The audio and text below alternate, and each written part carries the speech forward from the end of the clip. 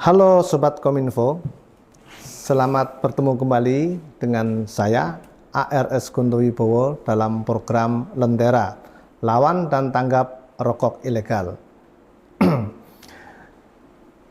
Lentera Lawan dan Tanggap Rokok Ilegal merupakan sebuah program dari Dinas Komunikasi dan Informatika Kabupaten Tegal yang khusus membahas seputar pemberantasan rokok ilegal.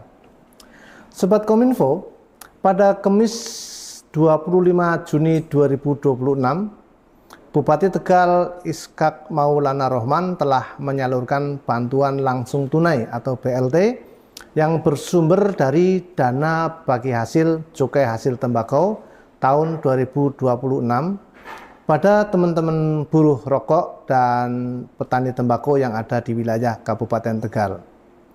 Acara yang dihadiri juga oleh anggota Komisi 4 DPRD Kabupaten Tegal Bapak Bahrun, Sekda Kabupaten Tegal Bapak Amir Mahmud, dan OPD-OPD yang terkait dilaksanakan di PT Tegal Jaya Makmur Sejahtera di Keramat. Bagaimana ceritanya bisa teman-teman dan dari buruh dan petani tembakau mendapatkan bantuan tersebut? Kita sengaja hadirkan Kepala Dinas Sosial Kabupaten Tegal Bapak Tri Guntoro untuk berbincang-bincang dalam tema Dari Cukai Kembali ke Rakyat. Kisah 2.975 buruh dan petani tembakau, Tegal terima BLT DBH JAT 2026. Mari kita ikuti.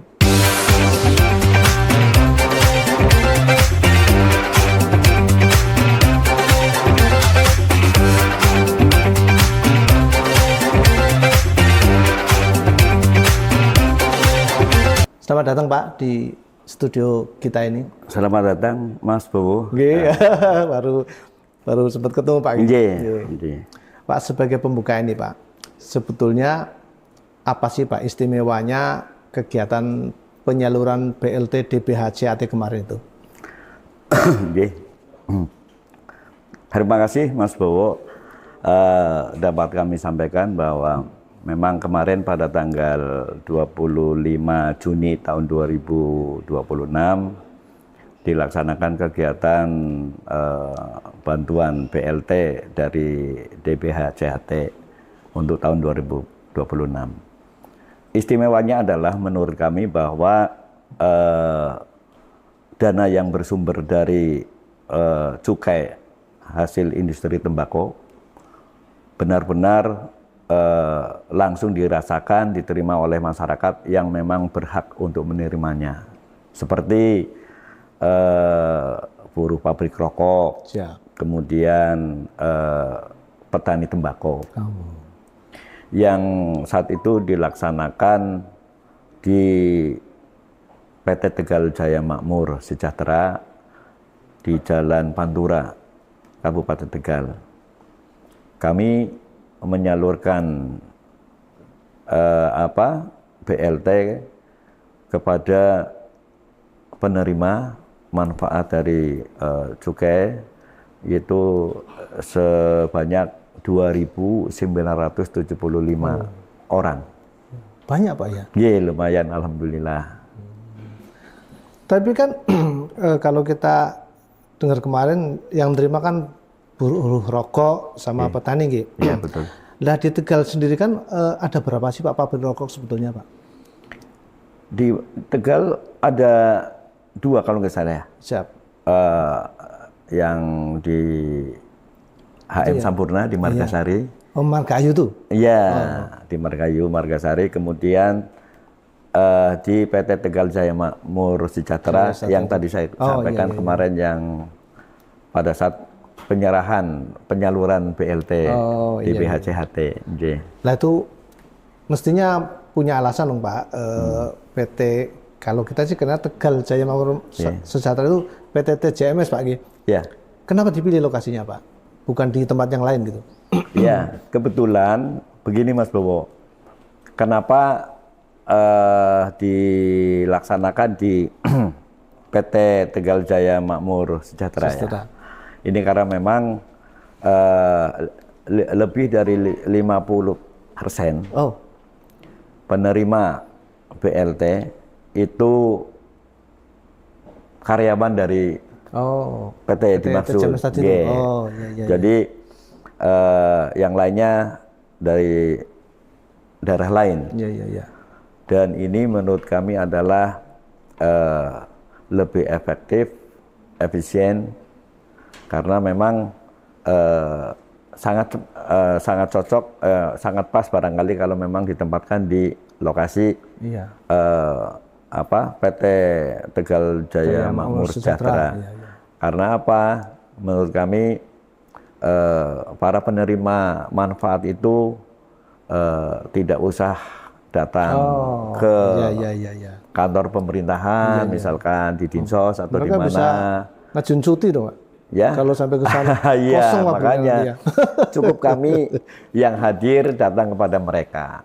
Ini sebagai simbol daripada kehadiran pemerintah langsung hadir di tengah-tengah masyarakat pekerja tembakau. Saya dengar karyawannya kayaknya banyak, Pak, ya itu. Iya, Pak. Ada sekitar berapa? 2000 ada, Pak? Ada, Pak. Sekitar itu ya? Nggih, ada. Nggih. Kalau 50%, 50% yang dapat nggih? Yang dapat itu. Oh, iya. Yang dapat itu 2.975. Separuhnya dari PT DJM. Iya, kurang lebih sekitar 2.500-an lah. Iya. Dari PT TJMS. Iya. Yang ada di Pantura itu, Pak. Iya. Jadi ya itu kami menerapkan efisiensi, efektivitas, sehingga dan tidak mengganggu pekerja itu yang melaksanakan pekerjaan. Iya, betul. Kalau seandainya ini ditempatkan di Pemda misalnya, kan mereka bisa boyong, Pak, ya, kosong pabrik ya.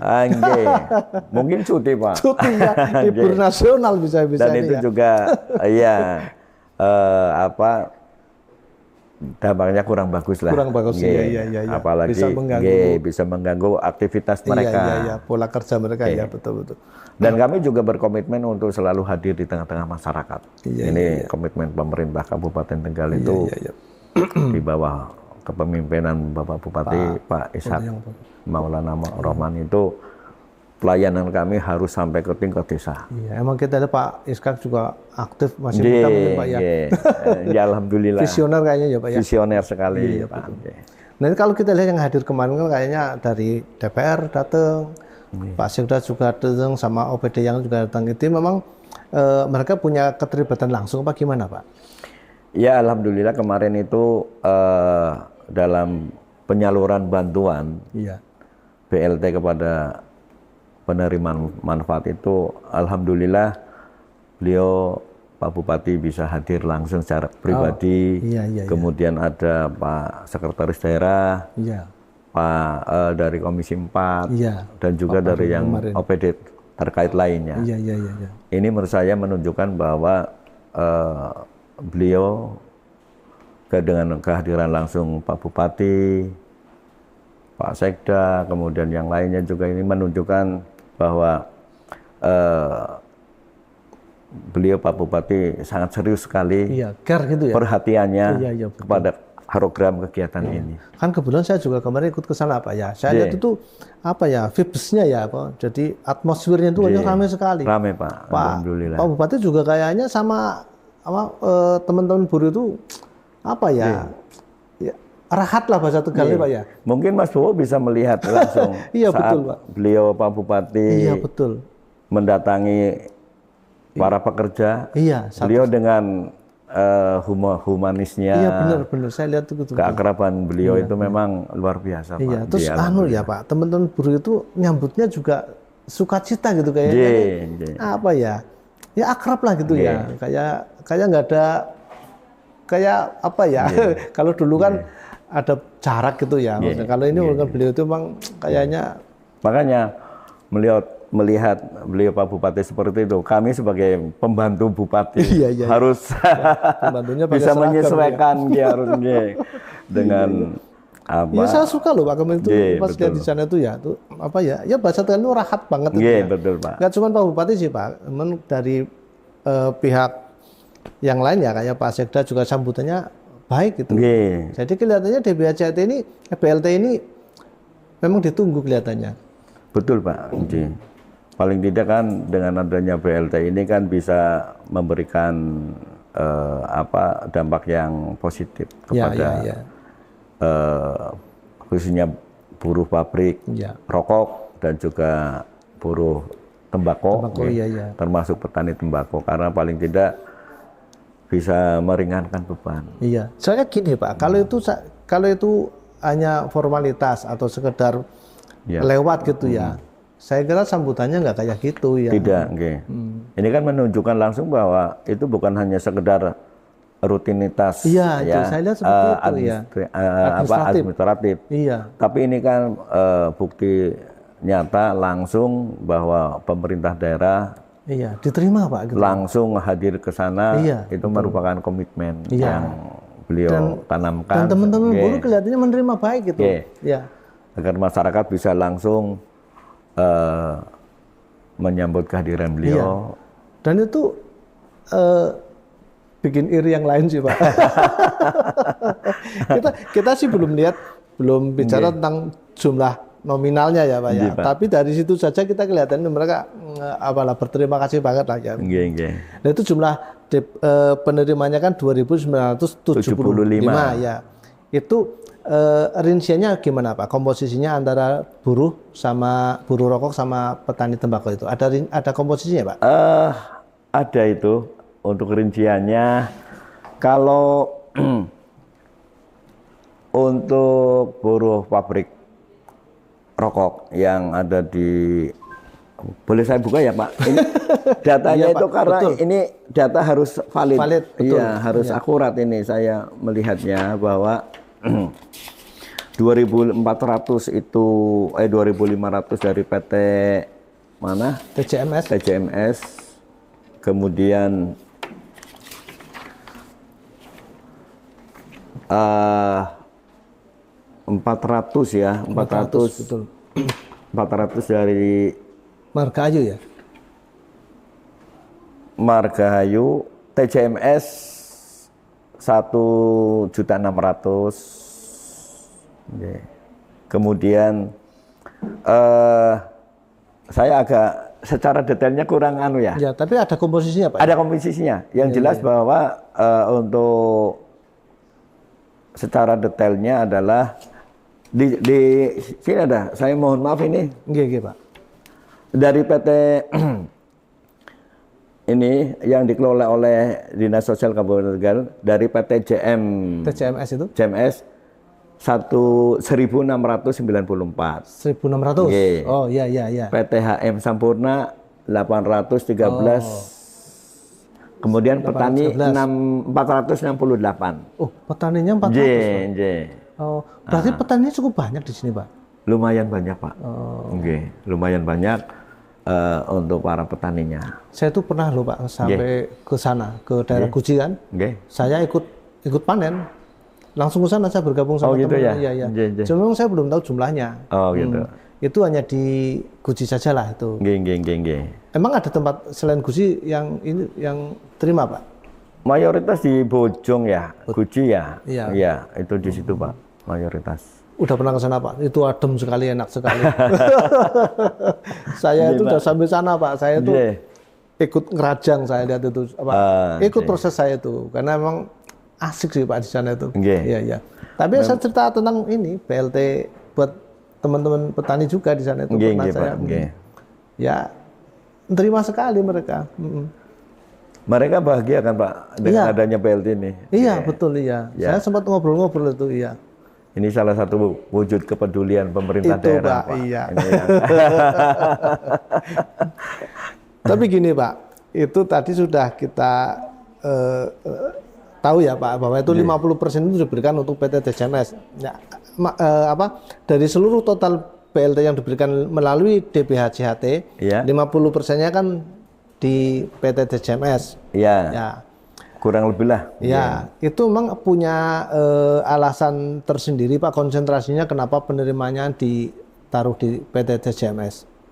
Kenapa tidak di yang lain gitu? Begini Mas Bowo, jadi di PT CMS ya PT Tegal Jaya Makmur Sejahtera itu industri tembakau. Ya, rokok ya. Salah satu yang terbesar di Kabupaten Tegal. Termasuk juga jumlah pekerjanya yang sangat besar. Iya, iya, iya. Sehingga apa ya? Mengapa kami menempatkan di situ juga? Ya, karena memang penerimanya terbanyak di situ, Pak. Situ, iya, alasannya iya. Kami begitu. Sehingga yang tadi awal kami sampaikan ke Mas Bowo bahwa dalam rangka efisiensi, efektivitas itu kan barangkali lebih pas karena jumlah 50% lah kurang lebih penerimanya dari PT apa? Ya, karyawan PT TJMS. Jadi hal yang wajar lah, lumrah karena memang penerimanya terbanyak. Jadi memang bukan karena ada pilih kasih tidak ya, Pak? Bukan, Pak. Bukan. Iya, iya. Bukan. Tapi memang kita lihat memang pabrik terbesar memang di situ, Pak ya. Gimana, Pak? Pabrik terbesar rokok di Kabupaten Tegal memang di situ. Memang sih saya dengar ada yang kecil-kecil kayak yang tingkatnya masih skala rumah tangga gitu ya. Tapi memang kita lihat juga sudah memang manajemen profesional, Pak ya. Yang pabrik yang beberapa pabrikasi betul ya. Nah, Pak, itu yang diberikan itu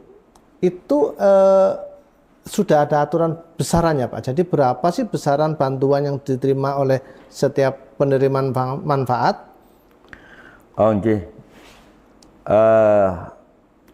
penerima manfaat dari itu, Mas Bowo, itu jumlahnya 600. 600. Itu dari akumulasi per bulan 300. Iya.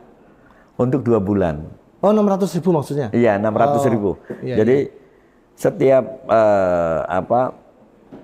penerima manfaat itu menerima 600.000. Itu akumulasi dari setiap bulannya 300 untuk 2 bulan. Oh, 300 kali 2 berarti. 300 kali 2. Jadi nerima 600 untuk 1 tahun. Oh, 1 tahun dapatnya 600. Ya. Tapi itu hitungannya karena 300 per bulan kali 2. Betul, betul. Diterimakan di bulan ini kemarin, Pak? Iya, di bulan kemarin. Iya, yang di bulan Juni. Bulan Juni ya, Pak? Oh, iya. Nggak ada tambahan lagi, Pak. Ini sampaikan ke Pak Kepala Dinas sudah barangkali ada itu maksudnya. Kami hanya melaksanakan sesuai dengan aturan yang ada, Pak. Peraturan yang ada. Kalau kepengen sih kepengen, Pak ya. Kalau kepengen sih tiap bulan. Iya. Sehingga masyarakat merasa sejahtera, lebih sejahtera lagi. Tetapi karena memang aturan demikian, kami harus taat. Iya. Kepada aturan itu. Tapi kan gini, Pak, itu kan berarti diberikan kepada penerimaan manfaat tadi, Pak ya, dari buruh sama petani itu. Itu memang diambilkan dari DBH-JHT. Iya, betul. Lah, khusus yang ini, BLT yang tadi itu, seandainya BLT itu ditambahkan dari APBD, tidak bisa, Pak? Artinya selain dari DBH-JHT, tambah lagi lah, motong dari APBD gitu. Iya. Ini sesuai aturan dengan, kami itu melaksanakan sesuai dengan PMK 72 tahun 2024. Oh, ada aturannya. Hanya itu. Jadi sini cuman terminal ya, Pak? Terminal. Dari sana dikasih segini, nggak bisa ditambahi juga nggak bisa dikurangi. Pak. Oh, terminal saja. Terminal saja. Ya barangkali ada saya. Pak. Ya itu terus mekanismenya gimana, Pak, penyalurannya, Pak? Apa mereka tuh datang langsung ke kantor mengajukan diri atau bagaimana sebetulnya itu? Itu memang mekanismenya adalah penerimaan itu nggih. Jadi dari penerimaan itu kan memang sudah ada dari Dinsos, Kapetan dan Naker, Pak. Dinsos, Kapetan, dan Naker. Pertanian itu? Iya. Ketahanan pangan dan pertanian? Ketahanan pangan dan pertanian, kemudian tenaga kerja. Itu penerimanya itu kan hasil dari masukan ajuan dari itu. Oh, dua dinas tadi. Dua dinas tadi. Kami yang melaksanakannya itu. Oh. Jadi kami selalu bekerja sama dengan selalu berkoordinasi dengan pihak dengan Nakertran dan juga dengan Kapetan. Di mana kalau masalah petani kami dari Kapetan. Oh, Kalau buruh pabrik dari Nakertran. Oh, Ini ya. Termasuk juga kami dari bekerja sama juga dengan perusahaan, salah satunya itu tadi dari TJMS, untuk validasi terkait dengan karyawannya. Gitu. Jadi misalnya kan usulan itu berasal dari dinas Kapetan ya, itu kan ketahanan pangan dan pertanian gitu Pak. Itu data itu diusulkan oleh Kapetan, terus diterimakan oleh Dinsos, yang itu untuk petani tembakau, yang untuk para buruh dan buruh rokok itu data usulannya dari dinas tenaga kerja, industri tenaga kerja dan transmigrasi. Setelah itu baru kemudian tetap divalidasi ya Pak. Diverifikasi. Diverifikasi ya. Itu ke masing-masing itu nanti Pak ya. Misalnya pabrik itu ya memang benar ini jumlahnya sekian. Bainim apa enggak Pak itu Pak? Bainim. Jadi nggak sampai salah orang itu ya. Salah, Iya, ya takutnya kan yang penting jumlahnya sekian. Kan bisa saja model gitu Pak. Jadi BNPA ya, Bainim by Address. Oh, Bainim by Address ya. Ada lengkap. Iya. Dan bisa dipertanggungjawabkan. Iya. BNPA, Bainim by Address. Jadi penerima itu sesuai nama sama sesuai alamat. Nggak bakal nyasar, yang penting nitip lah, Insya Allah bisa tidak Bapak. Ya. Demikian kira-kira pembicaraan yang sesi tadi itu ya. Jadi kita tahu dari pihak Dinsos itu nggak bakal salah sasaran, dan kemudian kenapa kita tahu alasannya harus di PT TJMS. Sementara kita break dulu sampai kita tunggu yang berikut ini.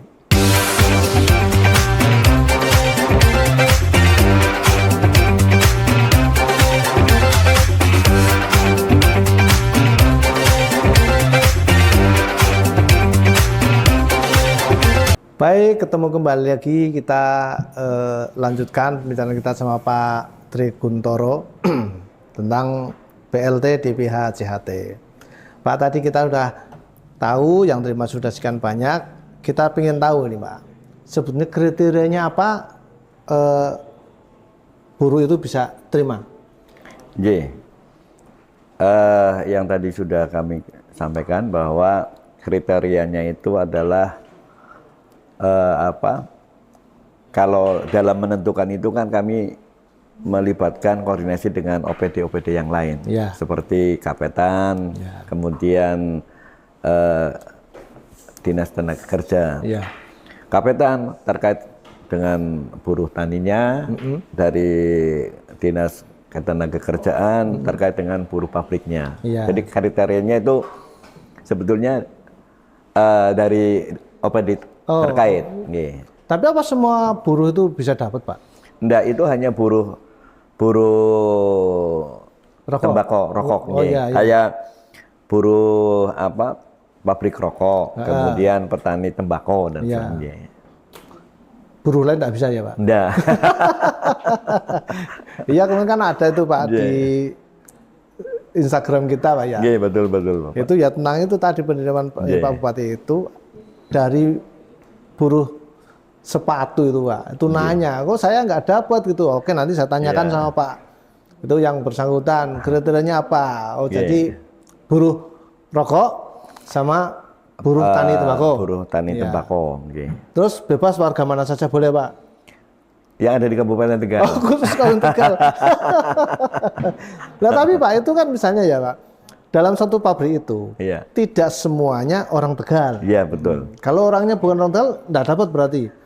Ini dari kami mengusulkan kepada provinsi terkait dengan nama-nama yang bekerja di pabrik rokok sebagai karyawan perusahaan di industri tembakau, tetapi mereka itu bukan warga Kabupaten Tegal.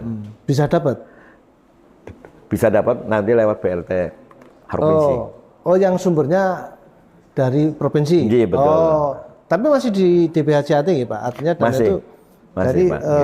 yang bersumber di DPHJAT provinsi berarti. Iya, betul Oh, Pak. ya soalnya kalau saat yang bukan warga kita nggak dapat kan bisa rame Pak. Iya. Nanti dinsos yang mumet juga. Iya, betul Pak. Nah itu terus mekanisme pengambilannya Pak. Orangnya harus ke mana tuh kalau sudah dicairkan itu? Iya, itu lewat bank, kalau di Kabupaten Tegal ini lewat Bank Tegal ya. Bank Tegal. Jadi nanti bisa ada beberapa bank di sini, istilahnya kantor kas ya. Iya. Itu bisa nanti masyarakat bisa mengambil di kantor kas Bank Tegal atau harus datang sendiri Pak. Tapi atau di kantor kasnya yang lain kan ada. Iya, tapi kan kantor kasnya Bank Tegal, maksudnya. Di sini kalau Galur ada berapa itu ya di Tegal itu ya kita sih nggak hafal ya Pak ya. Tapi mungkin yang terdekat lah ya. Yang terdekat lah. Ada beberapa itu. Iya. Kalau pusatnya kan di Selawi itu. Pusatnya di Selawi Pak. Tapi kantor kasnya kan Penjaran ada. Betul. Terus Pagungan juga ada kalau nggak keliru. Iya itu. Kalau nggak ada 6 apa? Ada berapa ya? Iya. Sendiri. Saya tuh di Tuwel juga ada sih saya lihat. Nah itu kalau misalnya nggak bisa datang berhalangan gitu, atau memang waktunya harus hari itu Pak? Ada dikasih waktu itu? Dalam situasi penyaluran langsung seperti itu, ada kemungkinan masyarakat penerima berhalangan hadir. Dengan bukan berarti tanpa alasan ya. Alasannya karena mungkin sakit atau izin tidak masuk kantor dan sebagainya. Jadi mekanismenya dari kami adalah harus ada surat kuasa. Kemudian atau bisa nanti dijadwal ulang. Iya. Jadi tapi itu artinya kalau kita kan lihat pendataannya bisa BNB apa ya? BNB address. Ya. Itu kan untuk menghindari kesalahan orang itu. Jadi memang mekanismenya yang tadi ditanyakan Mas Bowo adalah satu adanya surat kuasa. Karena memang yang bersangkutan tidak bisa hadir. Karena mungkin sakit atau izin tidak masuk, bekerja. Kemudian kalau kondisi kayak gitu bisa mekanismenya kami ada 2 macam Pak. Bisa surat kuasa atau mungkin bisa dijadwal ulang, ada kesepakatan ulang. Karena pada dasarnya dari kami adalah semua penerima manfaat harus mendapatkan itu. Itu Pak yang mau saya tanyakan tuh Mang. Jadi makanya kami mengatur itu ada mekanisme dalam arti untuk mengamankan jangan sampai penerima itu tidak dapat. Hanya karena lagi sakit, karena izin. Itu yang saya tanyakan itu Pak. Jadi kan bisa saja nih ya. Sakitnya mungkin lama. Atau mungkin ya punya halangan lah intinya. Nah, itu kalau misalnya sudah di luar jadwal itu, nanti kan bisa hangus loh Pak. Kan kalau semangat dari DPHJAT itu kan BLT itu kan harus kembali ke masyarakat untuk kesejahteraan. Nah, kalau mereka nggak dapat kan juga mesti jadi ramai tuh Pak. Tapi ada berarti mekanismenya Pak ya? Ada Pak. Jadi nanti kan itu rentang waktunya 1 bulan kalau tidak salah. Cukup lah. Nanti setelah 1 bulan mungkin kita musyawarah. Musyawarah terkait dengan yang tidak diambil gitu. Keputusan bersama nanti. Ada itunya Pak ya. Ada mekanismenya. Ini juga Pak, kita kan dengar juga ya bahwa Kabupaten Tegal itu untuk bantuan sosial ini Pak ya, khususnya bantuan sosial itu kan ada semacam digitalisasi. Betul. Bahkan kita kan katanya ditunjuk sebagai pilot project Pak ya Kabupaten Tegal itu. Itu maksudnya bagaimana Pak tentang digitalisasi bantuan sosial itu? Memang Mas Bowo bahwa Kabupaten Tegal di tahun ini, di tahun 2026 ini menjadi salah satu piloting digitalisasi bansos tingkat nasional. Iya, iya. Kalau tidak salah ada 43 kota kabupaten yang ada di Indonesia yang saat ini menjadi piloting. Nah, ini bagi kami pemerintah Kabupaten Tegal adalah suatu kehormatan ya. Iya. Suatu kehormatan yang ditunjuk berarti pemerintah pusat percaya dengan Kabupaten Tegal, kan gitu. Alhamdulillah. Dan itu maksudnya adalah begini Bapak, bagaimana digitalisasi bansos itu diuji cobakan di tahun ini, karena apa? Dalam rangka updating data, kecepatan dan ketepatan penerima bansos supaya tepat sasaran. Karena digitalisasi bansos ini berbeda dengan tahun-tahun sebelumnya, karena ini berbasis pada teknologi digital yang berbasis NIK, Pak. Oh, NIK ya. NIK. Iya. Dan IKD. Apa itu, Pak? Identitas kependudukan digital. Oh, iya. Jadi di dalam digitalisasi itu bahwa kecepatannya apa? Bentuk verifikasinya, pendaftarannya melalui sistem semua, Pak. Ya, melalui sistem. Sehingga melalui sistem dan juga di situ updating data, validnya data itu karena semuanya melalui sistem. Pendaftarannya ada 2 macam, Pak. Lewat mandiri dan agen. Maksudnya gimana tuh, Pak? Mandiri itu perseorangan. Ada aplikasinya. Katakan begini, saya masyarakat miskin, tapi kok selama ini belum pernah mendapatkan bantuan sembako maupun PKH. Saya bisa daftar mandiri, Pak. Oh gitu. Syaratnya harus sudah ber-IKD. Iya. Makanya kami berharap IKD itu aplikasi itu kan, Pak ya? Identitas kependudukan digital. Itu yang ada di Dukcapil, Dinas Dukcapil. Saya punya loh Pak aplikasinya. Nah itu bisa daftar sendiri. Tapi bagi masyarakat yang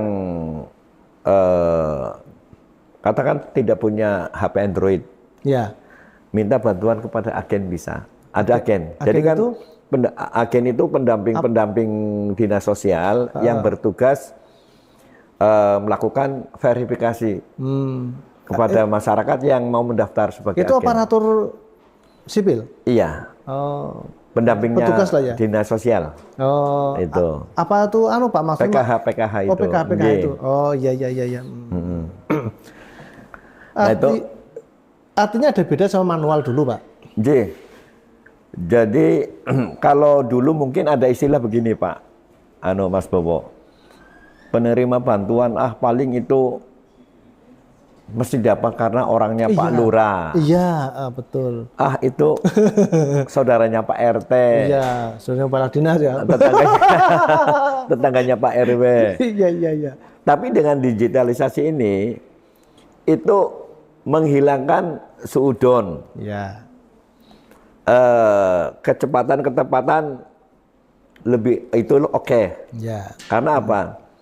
Semuanya pakai sistem mekanisme dan bisa dijawab langsung. Iya. Katakan masyarakat lewat agen mendaftar, memverifikasi. Jadi begini Pak, BNBA masyarakat yang penerima bansos itu tadi dan PKH itu harus diverifikasi ulang, Pak. Diverifikasi ulang. Selama tidak diverifikasi ulang, berarti dia tidak akan mendapat bantuan. Yang memverifikasi? Nah itu tadi lewat agen. Oh, yang itu, ya. Lewat agen ada untuk agen itu ada operator desa. Kemudian PKH, TKSK, jumlahnya 520 orang. Dan itu sudah mengikuti pelatihan. Sudah mengikuti pelatihan, itu yang nanti jadi agen, Pak. Jadi masyarakat di desa bisa langsung ke operator yang ada di desa. Jadi lewat aplikasi, begitu dia mendaftar, diverifikasi lewat aplikasi, bisa langsung jawabannya bisa bisa keluar lah ya. Keluar memenuhi syarat untuk menjadi penerima bantuan atau mungkin ditolak. Oh iya. Nah itu di situ sehingga unsur campur tangan manusia tidak ada. Iya. Adanya lewat sistem. Iya. Begitu Pak. Jadi makanya lebih valid sehingga ini meminimalisir kebocoran-kebocoran. Mungkin begini Pak, masyarakat yang sudah meninggal, penerima bantuan itulah meninggal. Iya. Selama yang bersangkutan tidak melaporkan kepada Dinas Kependudukan dan Pencatatan Sipil, mereka masih menerima bantuan. Itu Pak. Nah, orang yang sudah pindah tapi tidak dilaporkan juga masih menerima bantuan. Iya. Nah, dengan digitalisasi ini, orang yang sudah meninggal tidak mungkin akan mendaftar. Pak, saya minta bantuan. Pak, saya almarhum. Minta bantuan nggak bisa. Ya kan?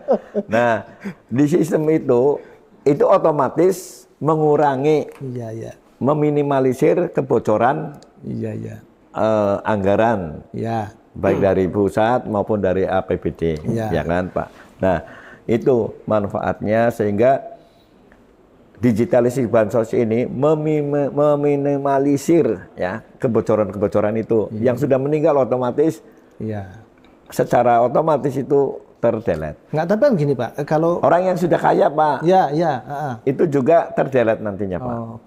Bisa. Karena apa? Digitalisasi bansos ini terintegrasi Pak dengan beberapa lembaga. Contohnya lembaga perbankan, mungkin Samsat, BPN dan lain sebagainya, PLN mungkin. Pada saat yang bersangkutan didaftar, ternyata dia terintegrasi dengan Samsat, punya mobil 3, ya Pak. Iya. Kemudian dengan BPN, ternyata tanahnya 3 hektar. Iya. Tapi dia ngaku miskin. Iya. Itu tidak bisa dibohongi Pak, sistem itu. Makanya dia otomatis tertolak.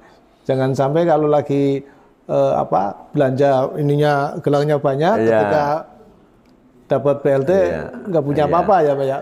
Tetapi juga ini Pak, ada masa sanggah bagi masyarakat yang mendaftar kemudian tertolak. Itu ada masa sanggah kurang lebih 14 hari.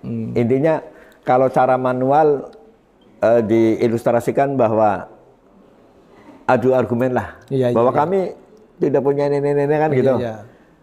Yang penting di situ bisa menunjukkan dokumen-dokumen yang menguatkan dia untuk mendapat pembuktian itu di situ nanti dimunculkan. Itu juga lewat aplikasi itu. Semuanya tidak ada campur tangan manusia sehingga orang yang sudah pindah pun tidak dapat.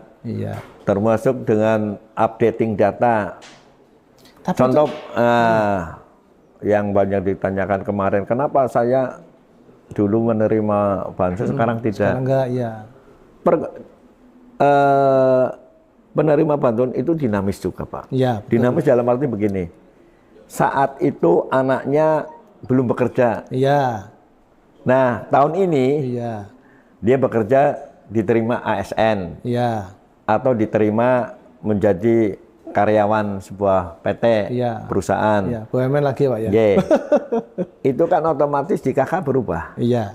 Dengan sendirinya itu akan terhapus Pak. Berarti verifikasinya itu Pak, rutin gitu, berapa tahun sekali? Real time Pak itu sebetulnya sepanjang ada itu tadi. Apakah artinya berarti kalau misalnya dia tidak memverifikasi ulang, apakah dari dinas tahu itu sudah berubah? Kalau dengan sistem digitalisasi ini harus diverifikasi semuanya Pak. Nah verifikasinya itu berarti setiap tahun sekali atau bagaimana Pak? By name address itu kan sudah ada. Yang ada itu, yang ada kan? Misalkan jumlah di desa A ada sekian, sekian ratus, itu yang diverifikasi. Oke Pak, kita kembali ke DBHC tadi ya, ke BLT tadi ya Pak ya. Betul. BLT tadi itu kan diusulkan per tahun ya. Misalnya tahun 2025 usulannya ini, tahun 2026 sekian misalnya itu. Berarti itu verifikasi dilakukan pada saat itu berarti ya Pak ya. Mungkin 2025 dia masih ya katakanlah berhak menerima. Setelah 2026 mungkin berubah misalnya itu. Berarti pada saat setiap verifikasi pengajuan itu berarti nggih. Oh iya. Kayaknya kalau bicara tentang ini lebih apal Pak kalau masalah bicara capil Pak ya. Kebetulan kami rotasi Pak. Iya. Kemarin kami ditugaskan oleh beliau Pak Bupati untuk memadegani dinas sosial, kemudian kepala dinas sosial mendegani di Dukcapil. Iya, Ijul Pak ya. Di Capil berapa tahun Pak? Kurang lebih 4 tahun Pak. Sudah ngelotok Pak ya. Di sini sudah berapa lama Pak? Saya 3 bulanan ya, dilantik 6 Februari. 6 Februari kemarin. Ini. Dan alhamdulillah saya harus bertanggung jawab melaksanakan tugas di dinas sosial. Harus membuktikan kepada beliau Pak Bupati dan juga kepada masyarakat. Iya, kontabilitas Pak ya. Harus tetap semangat. Ijulan ya sama Mas Iwan gitu. Baik pemirsa, Sobat Kominfo, kita break dulu sebentar, kita lanjutkan setelah yang satu ini.